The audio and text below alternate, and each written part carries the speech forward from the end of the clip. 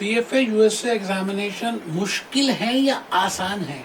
क्या ये cake walk है या डिफिकल्ट वॉक है? दोस्तों, मैं आज एक बात आपको कहने जा रहा हूं कि सीएफए यूएसए ना तो बहुत इजी है और ना बहुत मुश्किल है। जैसे इश्क नहीं आसान, आपने सुना होगा।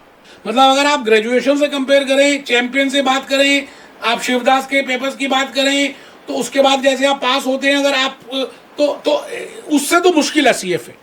और अगर आप इंडियन सीए की बात करें, इंडियन प्रोफेशनल एग्जामिनेशन की बात करें, तो बेटा उससे आसान है। मैंने ये भी दिया, मैंने वो भी दिया, मैंने इंडियन दिए, मैंने अमेरिकन दिए। आई थिंक मैं आपको ज्यादा बढ़िया डिटेल में इसका डिस्टिंग्विशन बता पाऊंगा। तो ना तो मुश्किल है ना आसान है, बट पॉइंट ये आता है कि अगर आप रेगुलर हो, आप कंसिस्टेंट हो, आपके अंदर जुनून है, आप पागल हो किसी चीज को पाने के लिए, तो ये आसान है आपके लिए। बेटे इंस्टीट्यूट की बेसिस पे चले तो 300 साढ़े 300 घंटे की रिक्वायरमेंट है सीएफए लेवल 1 को प्रिपेयर करने के लिए। बट मैं अगर अपने हिसाब से चलूं, मैं जनरली जो अपने स्टूडेंट को कहता हूं कि आपकी 600 to 800 आवर्स की आराम से पहले पढ़ाई होनी चाहिए। बिकॉज इतने लग जाते हैं, क्योंकि इसमें हम रिवीजन्स की बात करते हैं, रिवीजन 1 की बात करते हैं, रिवीजन 2 की बात करते हैं, रिवीजन 3 की बात करते हैं, मॉक टेस्ट की बात करते हैं, करिकुलम की बात करते हैं। टाइम लगता है, कंसेप्ट समझने में रेक्टिफिकेशन अलाउड नहीं है। तो अब पॉइंट ये आता है कि अगर ये मुश्किल भी नहीं है और आसान भी नहीं है, तो क्या इसमें हमें कोचिंग लेने की जरूरत है या हम सेल्फ स्टडी कर सकते हैं? बेटे सेल्फ स्टडी तो कुछ भी कर सकते हैं।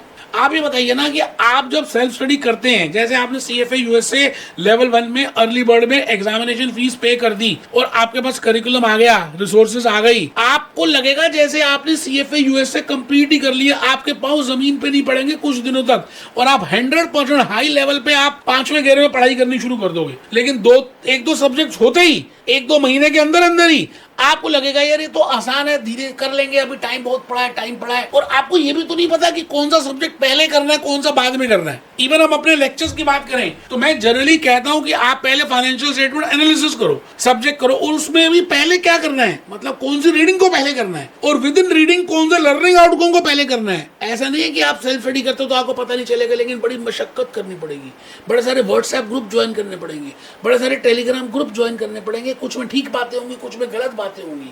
अल्टीमेटली लूजर आप ही रहने वाले हो, क्योंकि आप इतनी सारी बातों को सुन रहे हो। जैसे आज गूगल से इतनी सारी इंफॉर्मेशन आप गैदर कर रहे हो, अल्टीमेटली हो क्या रहा है कि आप कंफ्यूज हो जाते हैं।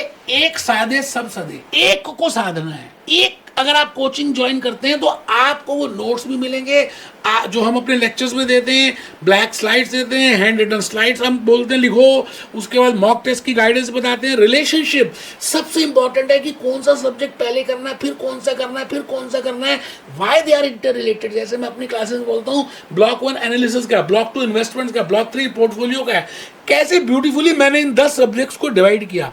ये बातें आपको समय लग सकता है यार, आप फिर 6 से 8 महीने में नहीं कर पाओगे। और देखो, अगर आप सेल्फ स्टडी करते हो ना तो कंसिस्टेंटली नहीं रहता, परसिस्टेंसली भी नहीं रहती, आप लगातार वो नहीं कर पाते। आपका एंकर लेवल, आपको भी तो चार्जिंग की जरूरत है, आपको भी तो मोटिवेशन की जरूरत है। आप रेगुलरिटी तो लोगे, जब आप कोचिंग में जाओगे तो आपको कुछ ना कुछ पता तो चलेगा। टेस्ट की बातें होंगी, प्रैक्टिकल प्रॉब्लम करोगे, उसके बाद ब्लू बॉक्स के क्वेश्चंस करोगे, उसके बाद कैंडिडेट सोर्सेज करोगे, फिर आपको बेटे काफी फायदा होगा। आप ये समझ लीजिए कि आप अपनी एग्जामिनेशन फीस दोबारा देने को तैयार हो जाओगे।